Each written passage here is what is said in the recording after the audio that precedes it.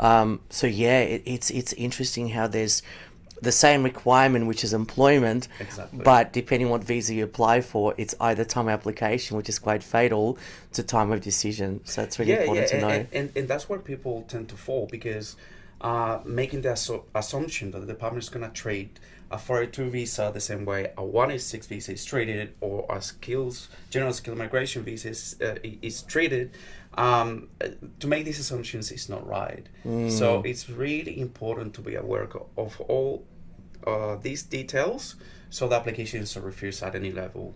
Yeah, that's a really, really good point. Um, and just in terms of being able to provide, so we've covered that there's time application criteria.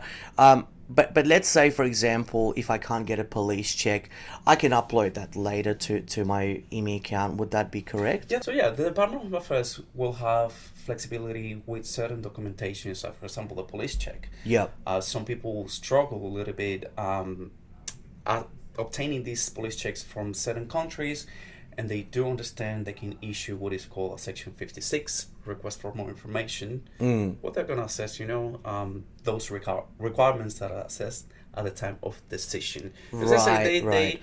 you pull the application, they have received it, they have a look at it, they say, okay, at the time of decision, they have complied with, sorry, time of application, they have complied with this, and that.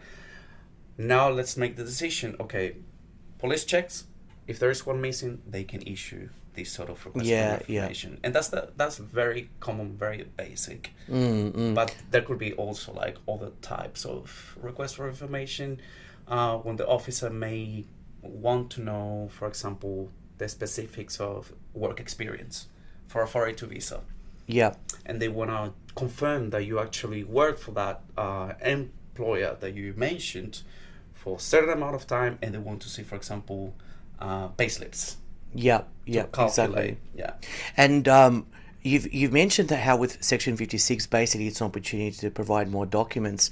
But I suppose it's not in all the cases. And what you've used there, the work experience, if let's say you provide a reference letter, which as a decision maker, that they might not be happy with it, they don't really have to issue a Section 56, do they? They can just refuse it because Right. Yeah. it's not clear um, on the reference letter how many hours you worked, and it is clearly specified that you have to provide that information.